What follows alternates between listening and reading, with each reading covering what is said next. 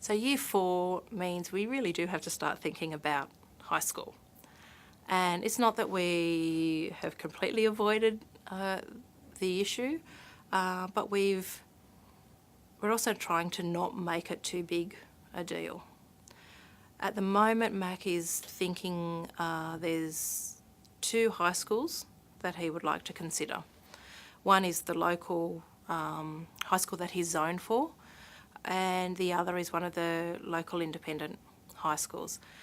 The thing we take into account is that in recent years, 50% of the students from Mac's primary school have gone to each of those schools. So irrespective of the decision that we end up making, it looks like he's going to have a decent feeder group of friends going with him.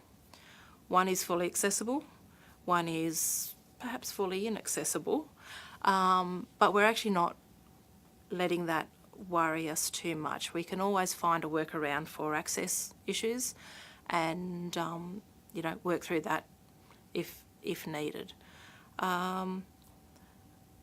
I think that the big thing is going to be the peers and the peer support going forward, and having some real structure around how he accesses his work, so that when he gets to high school, none of that's an issue. It's just then getting that work into the appropriate format. So the next couple of years will be spent focusing on access, focusing on how best to achieve that, because the workload increases dramatically once you get to high school. I